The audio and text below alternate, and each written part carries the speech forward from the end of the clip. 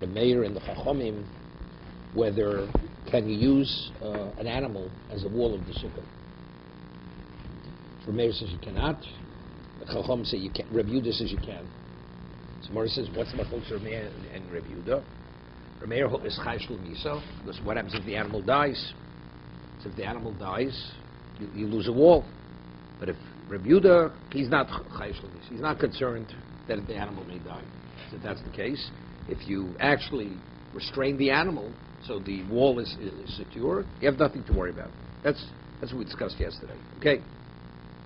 So Marit said that even if you restrain the animal, but if you may have a situation where the animal's within 3 of the schach, and what happens? All of a sudden it dies. So it drops slightly, it droops slightly. That slight drooping will disconnect it from the schach, because now you have it's 3 tvochim. It's 3 tvochim. You can't say love it anymore, right? That's what Mara said. I'm reviewing this just for Jonathan. Okay, good. Just want to see how well you remember it. Review. I never remember well. Okay. So the Mara asked the question. You mean to say review this? Remeir's chayshul misa is concerned that it may die. Review is not. But Tanan, Bas Yisrael shenasas lekohen. A Bas Yisrael marries a kohen, so she's permitted to truma. Volach bal l'bdidas hayam, and her husband went overseas. Ochlas b'truma. We allow her to continue eating truma. Why? B'chezkes shukayim, because there's a presumption he's still alive, so therefore she can continue eating truma. V'ramin and Allah, so they ask a contradiction to this Mishnah. Hareza gita sho'achas kodem nisosi. A man says to his wife, "This should be your get. It should take effect a moment before I die." Okay? Asur lachol b'truma. Miyad. She has to stop eating truma immediately. Why? Because every moment before may be the moment before he dies. But if you're not concerned he may die, so why can't she eat? So we have a contradiction. One Mishnah says that if the husband goes overseas, the presumption that he's alive because there's a cheskes chai. But yet if he says the get should take effect a moment before I die, she has to stop immediately because we're concerned maybe next moment he may die. So if that's the case, she's divorced. So she's not permitted to eat truma. Vom Rabbi, so how does Rabbi reconcile the 2 Mishnayos? Lokasha, Horemeid lo chayish lamisa. The Mishnah that says she's permitted to eat truma when her husband goes overseas, that's going like Rameir, who's not concerned that the husband may die. Horeb Yehuda, the chayish lamisa. And the second Mishnah that it says that she has to stop, that's going like Reb Yehuda. So we have a contradiction, correct? We just finished saying, why does Rameir say you're not permitted to use the animal as the wall of the sukkah? Because he's concerned the animal may die. And Reb Yehuda says why it's valid, we're not concerned. And Rabbi says to reconcile the 2 Mishnayos, when the husband goes overseas, why is she permitted to eat truma? Because I'm not concerned he may die. Rameir. And Reb Yehuda says, you know why? But if he gives the get, it should come into effect a moment before he dies. That's going to Reb Yehuda, of course, we're concerned he may die. Because he doesn't want his wife to fall to evil. He's childless. That's why he's giving the get. He has no children. So she doesn't want his wife to be bound to his brother. Okay? Or even Yibum. Samara said, the Tanya. And where do we find, why does Abai say Rabbi Yehuda is chayish l'misa and Rameir is not chayish l'misa? Rameir is not concerned. Where do we see this? The Tanya. Because we learned in the Bryce, halokech yain ben akusim. Person buying wine from a kusi. So it has to be tithed. Because the presumption, a kusi doesn't even take truma.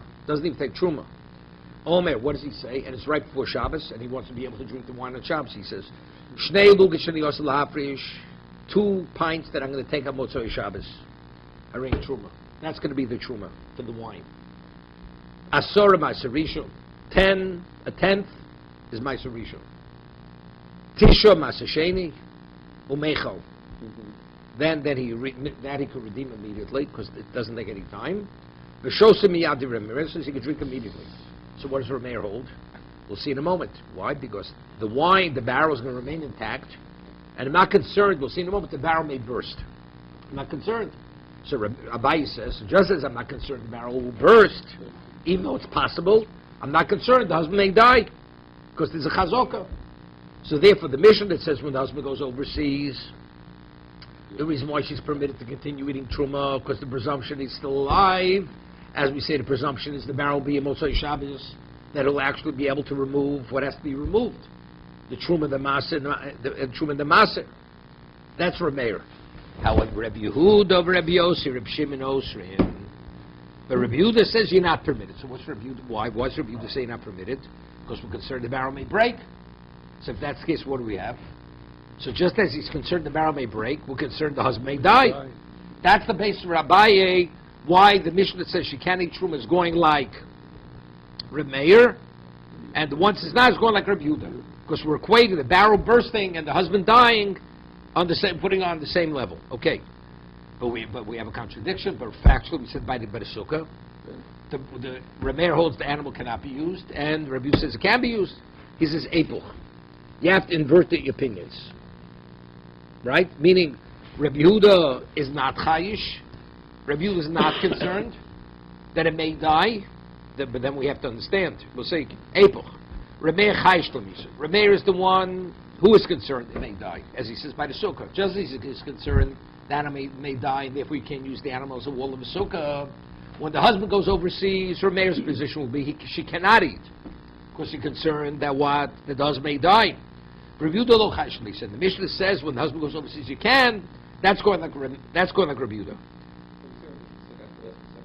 No. Because he may be sitting in the sukkah and end up without a wall. We said even if it's tied, if it drops slightly, you don't have a mechitza. Because it has to be within 3 of the sach. Right? So the sukkah, he's eating the sukkah, and something happens to He won't realize it. Because it's just a slight degree. He won't even realize that it drooped a little bit. Okay? The Tanya. And where do we see Reb Meir is chayish l'misa? The Tanya. Also, l'beima dof in the sukkah. Right? If a person uses an animal to create a wall for the sukkah, Reb Meir posel. Reb Meir invalidates it. Reb Yehuda machshir. Okay? Very good. But now we have to reconcile it with what? With the case of the barrel of the wine. We've reconciled the Mishnayos with what? With sukkah. With sukkah. But what about Reb Meir says by the wine you could take it. Right? And with what? And the Reb says you cannot. So versus Kasher Reb Meir to Reb Meir. We have a contradiction in Reb Meir. Reb Meir says we're concerned he may die, right? And the animal may die. So why aren't you concerned the barrel will burst? Reb Meir says I'm not worried the barrel will burst. Right? So Kasher Reb Meir to Reb Meir. Amalach Reb Meir no. Misa shchicha. Dying is more common than a barrel bursting. Barrel bursting is remote. Why? Because because you have somebody who could actually watch the barrel to protect it, that it shouldn't burst. But Nisa, as much as you protect it, it's more common a person could die. Okay? So we've reconciled Reb Meir. Good? Good. Kashin Rabbi Yehuda. Now that we said Rabbi Yehuda. Rabbi Yehuda says, Lo chashin l'misa. So we're saying the barrel bursting is more remote than dying, correct? That's fact. But yet Rabbi Yehuda says you can't time it. Why can't you time it? Evidently, the only reason at this point is because the barrel may burst. So if the barrel may burst, which is less common than dying, and you're still concerned, so you definitely should be concerned, thus may die. But yet you say you're permitted to what? To eat the truma, and you're permitted to use the animal as the wall of the sukkah. So how do we reconcile Rabbi Yehuda and Rabbi Yehuda? You have a question? Yes. Phenomenal question. You with me? Okay? Kash Rabbi Yehuda, times Rabbi Yehuda, lab mishum the chash l'b'kiyas knows. The reason why Rabbi Yehuda says you can't do this, speak about what you'll do in the future, it's not because he's concerned the barrel may die, it may burst. Just as he's not concerned a person will die, he's not concerned the barrel will burst. Ela b'shum less breiro. The whole initial effect cannot come about because less breiro. Right? If something is not clear in the very onset, it's not effective. Right? We should less breiro. He's not. It's not because he's concerned the barrel. So just as he's not concerned the person may die, he's not concerned the barrel may break, may burst. So why does he say it's ineffective? Because less breiro. The concept of breiro he rejects. Smart asks, the less Rabbi Yehuda, yes, a note. It means that Rabbi Yehuda is not concerned that the barrel may break. So if we can prove he's considered a barrel may break, he definitely should be concerned. The person may die. We read in the conclusion of this Mishnah about regarding the barrel of wine. Amru lo Reb Meir. They say to Reb Meir, how could you say that it's valid? What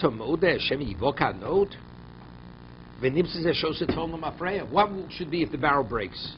And you never arrive at Motzei Shabbos. That means it's been verified. It was never meant to be taken out. So retroactively, what did you drink? You drank untithed wine. So if that's the case, this was said to Reb Meir. How could you say that you're permitted to drink the wine? I mean, you're not concerned. And who speak to Reb Meir? Reb Yehuda. How could you not be concerned the barrel may break? So you know Reb Meir says, I'll worry about it when it happens. I mean, it's so remote, I'm not concerned. But who posed the question, Reb Meir? Reb Yehuda.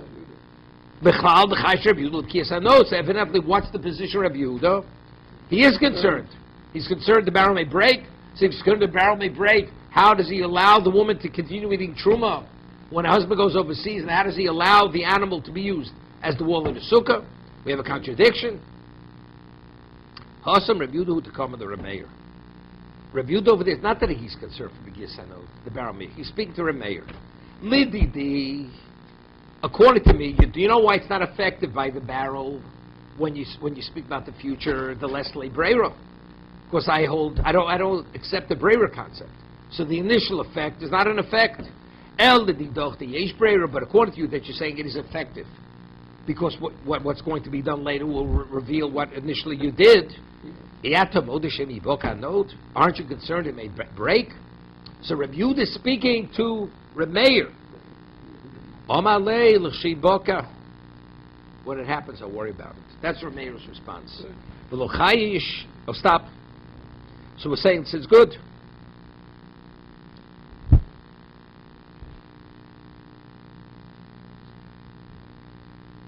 I'll tell you, it's still difficult. The Gemara's answer is difficult. We say, he himself is not worried the barrel may break.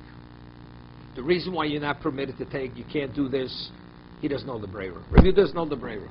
But he's saying to Reb Meir, but if you, who holds a Breira, but still there's a concern, it may burst, he says, I'm not worried. But if you yourself, Reb Meir's not Chayish L'Misa. You're not Chayish L'Misa. Right? And you're not concerned it may break, because you say you're allowed to do it. Right? Mm-hmm. So what are you posing the question, Reb Meir? Why pose it? So you have to say is this. Reb Yehuda, when he posed this question, Reb Meir, he says, Reb Meir, you're Chayish L'Misa. That's why you hold by the get, she can't eat truma. And by what's his name, and that's the reason the animal cannot be used as the wall. So why ain't concerned the barrel may burst? Even if you hold Breira, if the barrel bursts, you're out of business. I mean, I'm not concerned about anything. Right? And the reason why you can't do it is, but you are concerned, so why aren't you concerned about this? He says, no, because that's more remote than dying. So since it's more remote, I don't have to take that into consideration. That's what he answers. Regarding the woman's husband going overseas, it's more remote that he may die. So therefore she has to start, it's less remote, therefore she has to stop eating truma immediately. Because you know what happened overseas, husband may no longer be alive. Right? But in regard to the barrel bursting, that's something which is far-fetched. I don't worry about far-fetched. Someone asks, so we're saying Reb Yehuda is not concerned with Yisrael. Therefore, we're saying Reb Yehuda's position is, when the husband goes overseas, she continues eating truma as the wife of a Kohen. But Tanan, listen to this, the first mission Yuma. What's the halacha? Kohen Gadol has to have a wife on Yom Kippur. Because it's v'chipe ba'ado v'ad beiso. Because when he atones, it has to be for himself and for his family, for a wife. So what happens if this wife should die? Just as we designate another Kohen in waiting, in case he becomes Tameh, to be able to take over, we should designate another wife in case his wife dies. Right? Reb Yehuda Omer af isha acheres maskinin lo. Shem etom sishto. Reb Yehuda says, not only do we have designated another Kohen Gadol in waiting in case he becomes contaminated, we designate another wife because his wife may die. But if you just finished telling me like Chaysh Lamisu, you're not concerned. This is Chazoka, right? In reality, we're not concerned. That's why she's permitted to continue doing Truma. Not work. The reason why I use the animal for the wallet of the sukkah, we're not concerned. When we speak about kapora, something, even things that are far-fetched, we don't take any chances. So on a halachic basis, you don't have to set aside another wife. But when it comes to kapora, malosu kapora. Understand? We don't want to take any chances, even though as remote as it may be. Give you an example. There's a halacha that if you have non-kosher in 60, it's batel b'shisha. So there's a halacha in Shulchan Aruch. They found a rat in oil, and there was 60 times as much oil as the rat. So it's batel. So if you want to use that oil, I don't know who's going to eat it, but if you want to use that oil, it's fine. Are you permitted to use that oil to light Neros in the Beis HaKnesses? So it's a machlok poskim. So some say you're not, because even though what qualifies for your consumption, it's a disrespect. To go and honor Hashem with that kind of oil, it's not acceptable. Same idea. Is it a kosher sukkah? It's a kosher sukkah. Is she permitted to continue eating? You have chazaka. The husband's alive. The animal will remain alive. When it comes to kapora, we don't take chances. Even the most remote case, we want to cover that case. Therefore, he says, he designated another wife, in case his wife may die. Okay? Okay.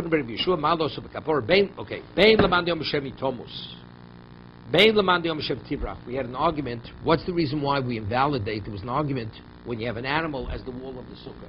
Are we concerned the animal may die or the animal may run away? So says if it's restrained, it can't run away.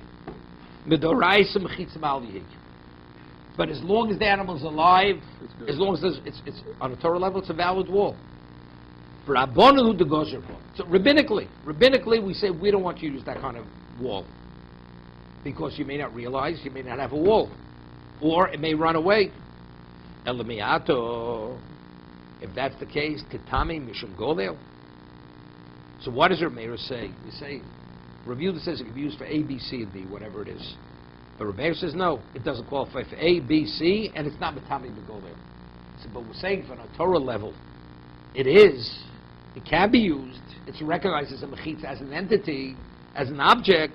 So why does Rameir say that if you put the animal on top of a grave, that it's not matami? The Torah says it is matami. Allah b'tana reviewed the matami b'shum golel b'rameir b'tayir. He says, no, it's not. But if you tell me, b'doraisa, we see it as an entity you put on a grave, it's Makabal Tumo. Elo Rav Yaakov bar Yaakov, Kol Mechitza she'omedes beruach ena mechitza.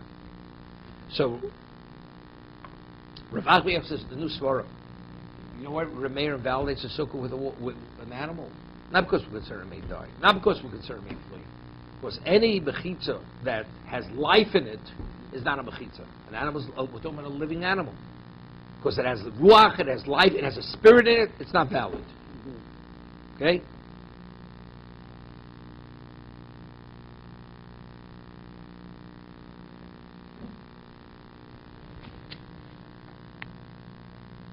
One second. Iga the Army, another version. Omer Ravach Brei Bar Yaakov Sover Rabbein Kol Mechitza Shein Asuya B'Di Odam in a Mechitza. A Mechitza has to be fully made by the human being, so an animal. Why does the animal stand?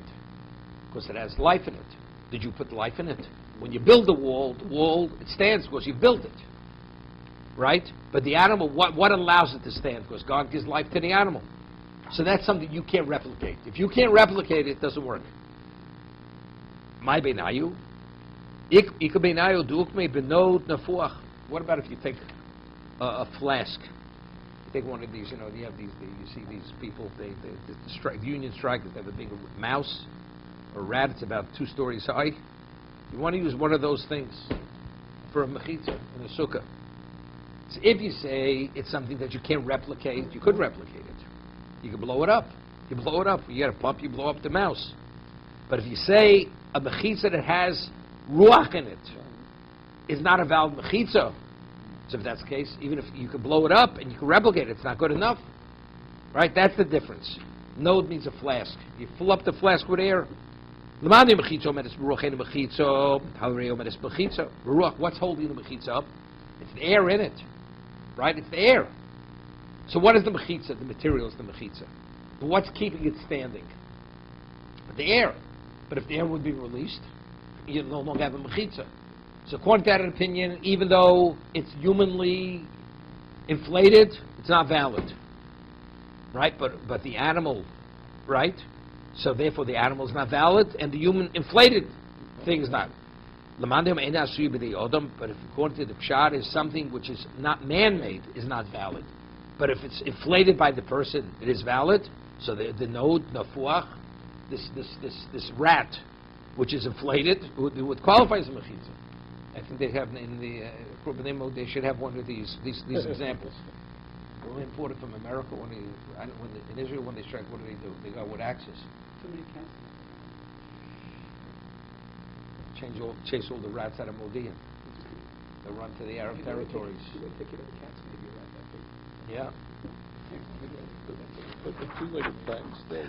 Elaman the ein asui b'di odom, harei asui b'di odom.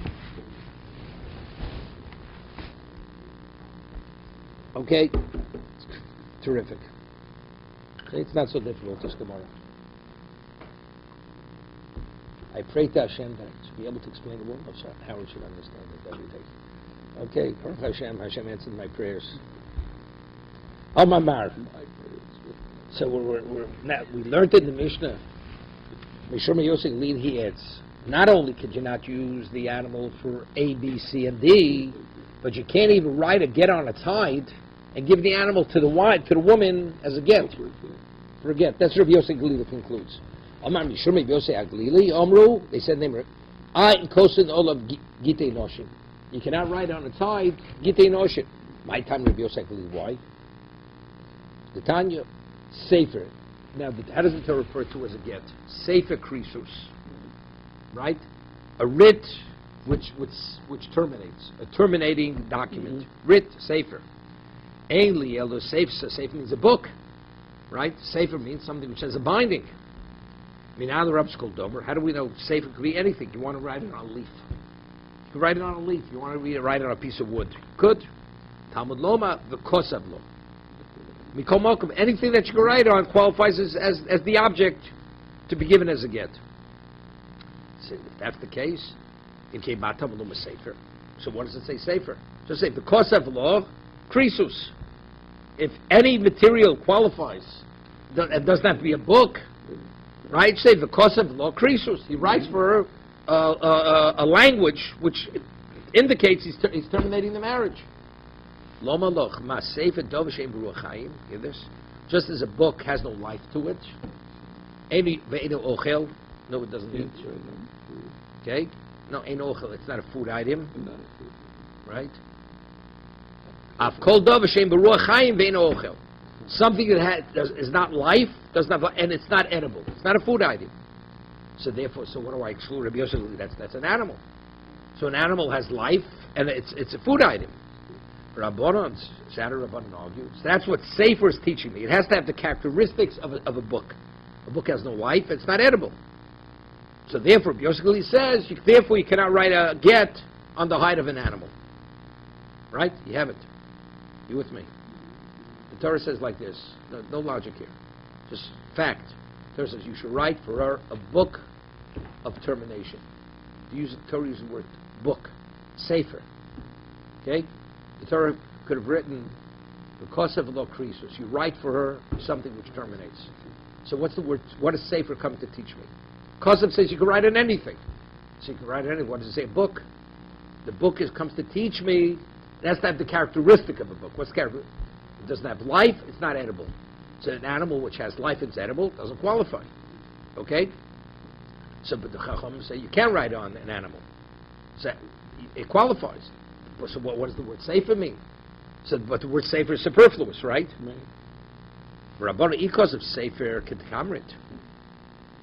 If it would just say Sefer, I would think, the only thing it qualifies is a book. Hashtag Sefer, right? If it would say Bas Sefer, you should write in the book. In the book. Bas Sefer would be like you're saying. What does in the book mean? It has to be in the book. Hashtag Sefer, you know what we're saying? Sefer doesn't mean book. The sphere is Dvarim Ba'almahu, Dosa. It means, in Hebrew, why is a sofer called a sofer? A scribe. Why is it called a scribe? So the Gemara says in Kedusha, because a scribe, when he writes, he has to count the letters to make sure all the letters are there. It comes to the word sofer, counting. Lispor. So sefer is something, it tells a sipur. What's a sipur? Story. What's a sipur? Because you're recounting what? Facts. Right? That's what it is. So it's accumulation of, it's also like counting. It comes from the same root.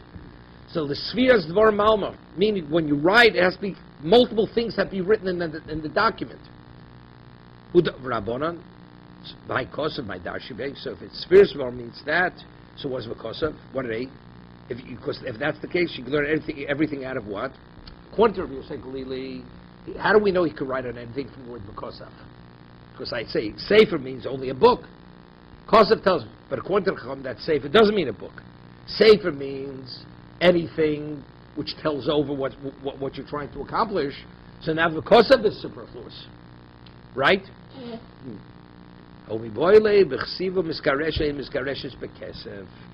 A woman's married with money. How do you give a woman money? So if it makes it, it can break it. You give her money, so if the woman returns the money, or you give him other money, say, you're released from our relationship. It doesn't work. You have to give her specifically a document, right? That's what Torah.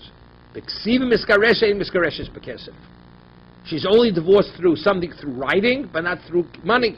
Why? Because I would have thought. So, now, how do we know that a woman can be married with a document? One of the three ways a woman can be married is bishtar, with a document. Because Torah says, because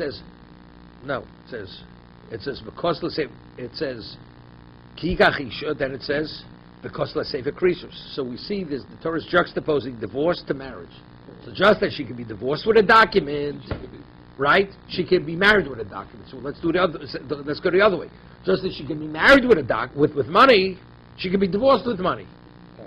Right? So why did I say that? The answer is, since I'm associating divorce with marriage, just as she's divorced with a document, she can be married with a document. I'll say the same thing. Just as marriage comes through money, you can divorce her through money. The only way you can divorce a woman is only through writing. Giving her money is not. Good. So Maris, Rabbi Yosef Galili, how does Rabbi Yosef Galili know that you can't divorce a woman with money? Because according to Rabbi Yosef Galili, what does the word Kosav teach me? That what? You can write it on anything you want. And that he learns, be Sefer Krisus. Nafko. What is Sefer Krisus? Sefer Korsa, means Davracha Korsa. Only the Sefer terminates the marriage. There's no other mechanism that can terminate the marriage. V'idoch. So what does he do with Sefer Krisus? V'idoch ha'umi boile davar hakoris beinu leino. This is phenomenal. Now, when you give a get, it has to be a full termination. There can be any linkage between the husband and the wife. Let's say he holds her on a string. For instance, I'll give you a get to his wife that you don't drink wine for the rest of your life. You know something? He has it tied up for the rest of his life. What happens the last moment before she dies, she drinks wine? It means retroactively, she was never divorced. You know something? Torah says, when you give a divorce, it's final. There has to be a time sometime in her life where it's finalized. This is never finalized. Because till the last moment of her life, if she drinks wine, that's not a get. That's not a get. It's not valid. You're never permitted to go into your father's house. La'olam, forever. Ein zeh krisus. Whatever he says, called shloshim yom, he says for 30 days. So after 30 days, it will terminate. Because then she could go. Harizah krisus. So how did the Chacham know this? Right? Because they use the kores krisus nafko. Torah says, could have written koselas sefer kores. What's krisus? Krisus is in the plural. So therefore, the plural one addresses one addresses the other. V'idach, whatever we say. Koris Krisus lo darshi. That's the way the Torah speaks. It speaks in the plural. Okay, we're okay now. It's good. That's a valid get. Because after 30 days, the get is definitely, it's not contingent on anything any longer. But if it's for the rest of your life, you never know. She's hung up forever with the guy. But you think it's sort of conditioned so he doesn't know what happens. What if after 1 week she goes to the father's house? But she knows. It doesn't make difference what he knows. Factually, she knows she's still a married woman. Because retroactively, the get is not a get. It's not a question of what I know, what you know. It's what is. The person gives a get on a condition. And she doesn't validate condition. Because she didn't meet the condition, did a get, she invalidates the get. So They're still married. whether he knows it or not. So it's irrelevant. She's still married. I mean, she's not permitted to go with someone else. But so what kind of get did he give her? He gave her a get where there's never a moment where she's free of the guy. Right? She's always hung up. It's like the person says to his wife, I'll give you a get, but you're never permitted to leave the confines of my house for the rest of your life, okay?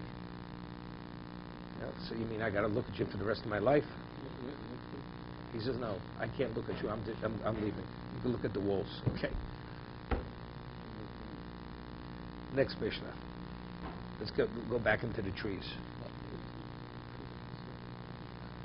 Howard, I see he stopped facing his Gemara.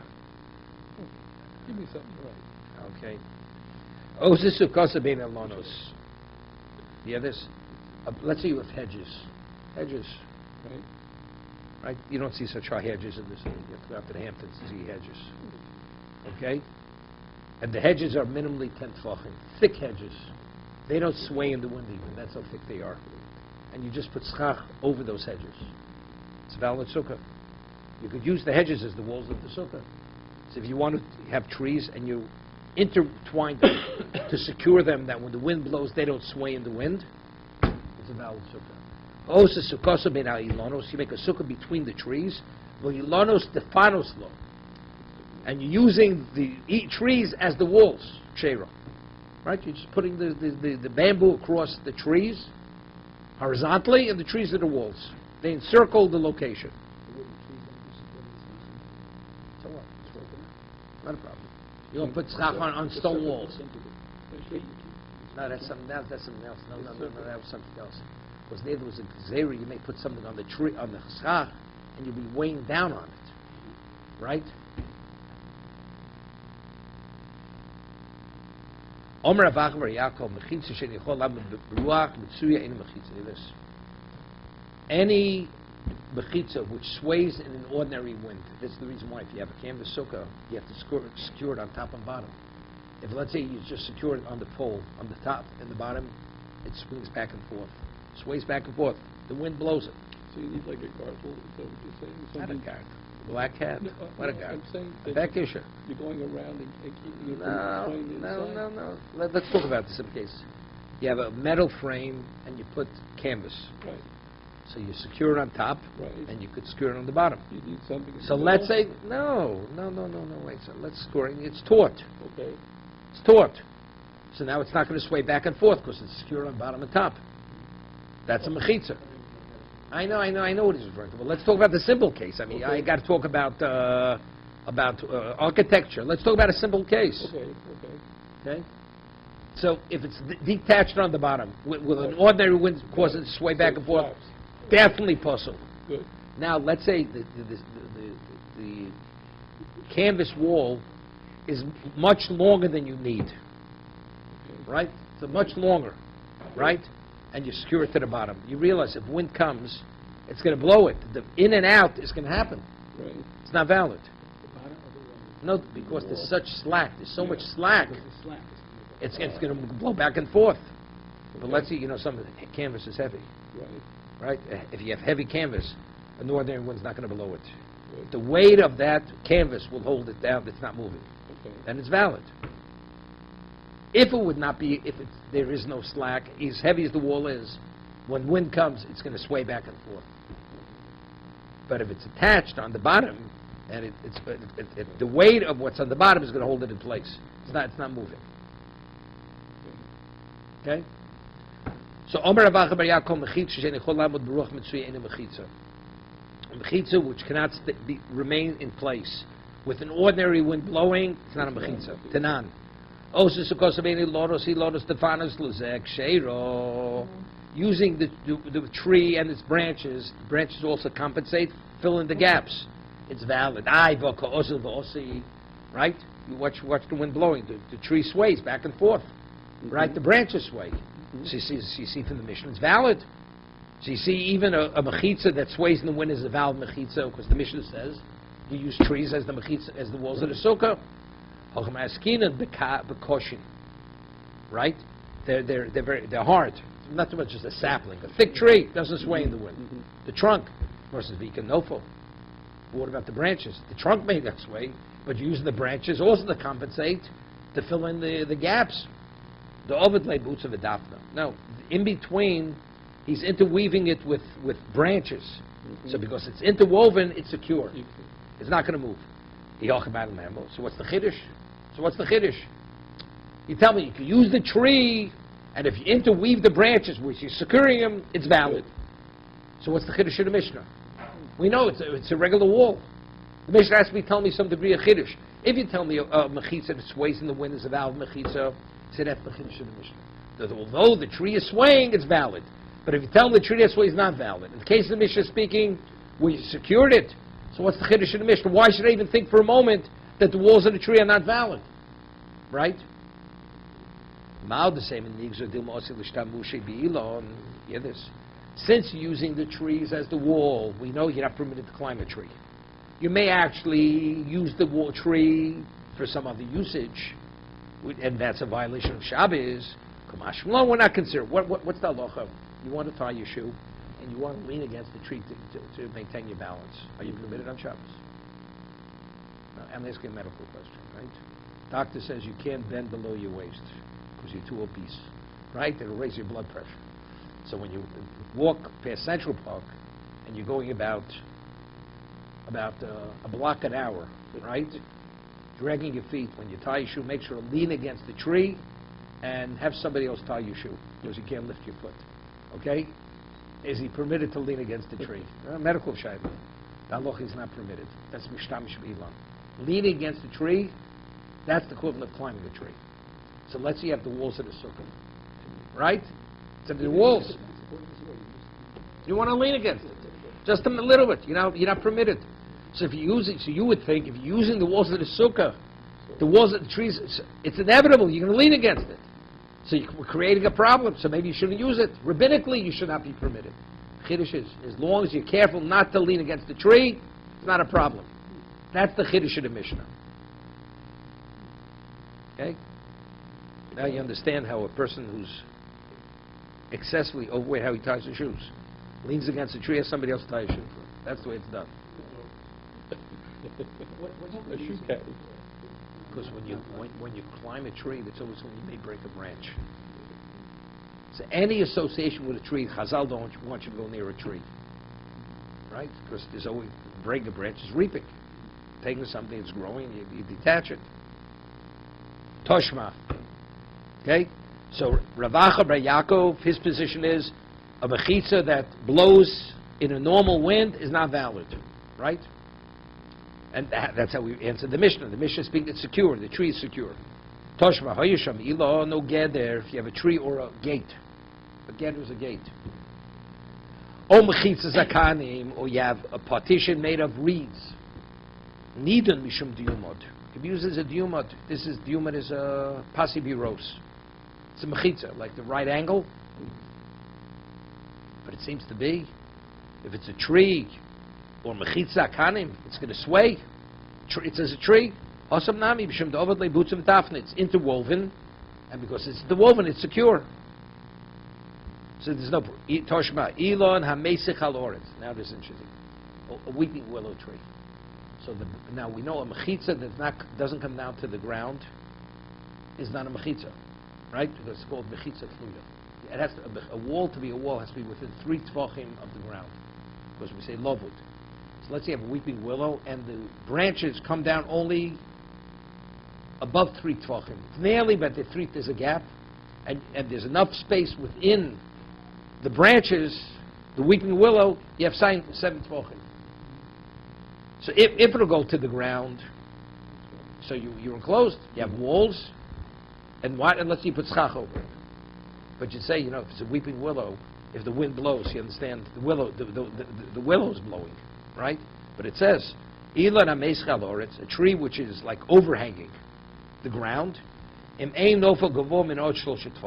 the branches are within 3 tvachim of the ground, the talton tachtov is regarding Shabbos. Are you within an enclosure? Forget about sukkah. No stach. Are you considered within an enclosure? You're enclosed within walls. You hear this? The walls, the branches come down, totally circumscribe the outer perimeter of the tree. And now you want to carry between the trunk and these outer branches. And they fully enclose that whole area. The Mishnah says if those branches within 3 tvachim of the ground, you could. But if you tell me a mechitza that sways in a normal wind, there's not a mechitza. For Shabbos you need a mechitza. So evidently, what do you see from that Mishnah? That a mechitza that sways is a mechitza. Osamnami dos the boots of Daphna. No, we're talking about he took the branches and he intertwined within them other branches to secure it that it can't sway in the wind. That's what it's speaking about. Samar says, "Yochin the taltu Pekudei." He says, "So why can't you carry?" Right?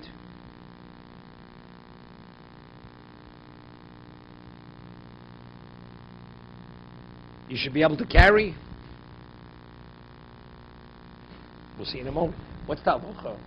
If you have a location which is circumscribed, wall 4, and the wall was not man-made, right? You have mountains, you have a canyon, surrounded with walls, and it's a mile by a mile. Are you permitted to carry there? Rabbinically, you're not permitted to carry. Why? Because the Chacham said that if you have an area which is enclosed, if the walls were not made specifically to accommodate a person, if it's larger than the area of the Beis HaMikdash, which is Beis Husayim, rabbinically you're not permitted to carry there. But if you're telling me the person, how did he make the mechitza swayed? Normally sways this overhang. So how did the mechitza become secure that it shouldn't sway in the wind? The person went and intertwined in the branches, so it's man-made. Right. So why does Rabbi Yeshua say that if it's larger than a certain area, you're not permitted to carry there, regardless of the size of the area, because it's man-made? Because who validated the mechitza to be a mechitza? A person. So it should be valid. So why are you limited to what degree you could carry? That's the first question.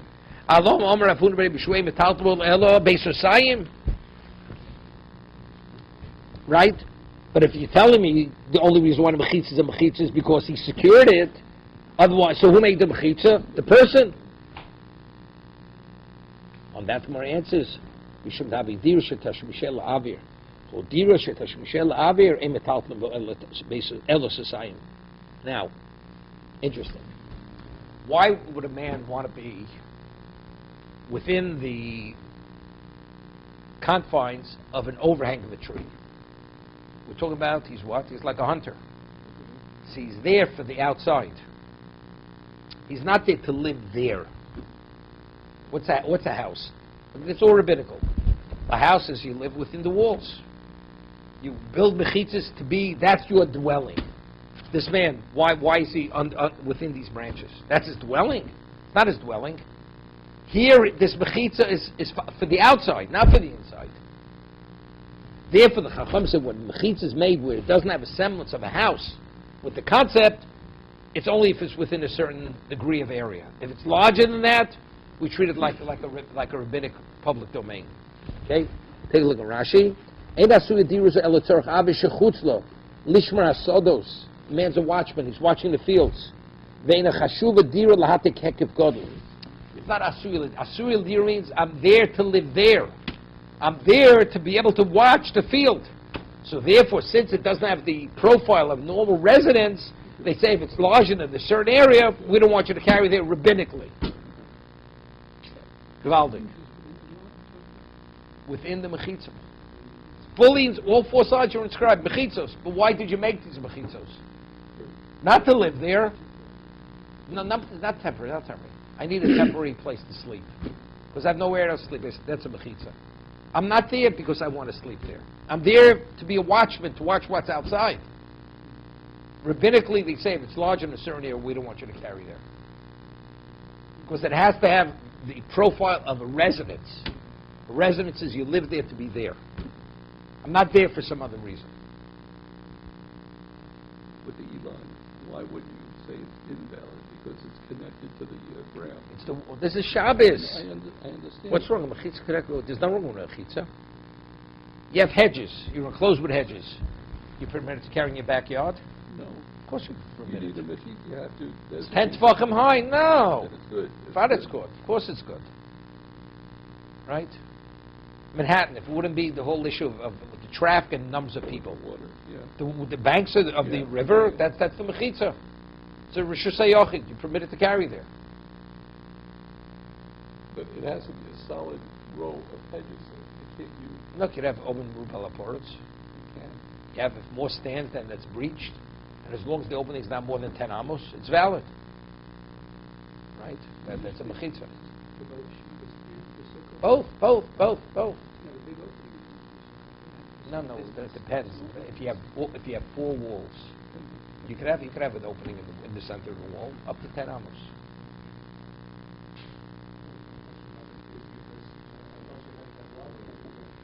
No. The lover is down, not up. It's where the bottom of the mechitza doesn't touch the ground. How much of a gap do we allow from the bottom to the ground? As long as the gap is less than 3 tefachim, that's considered touching the ground. If it's 3 or more, that's a space. That's called a suspended wall. A suspended mechitza is not a mechitza. No. We're talking about you already have a mechitza. If you add up all what stands, and it's more than the openings, if the opening is not more than 10 amos, you could carry within that area. To be continued.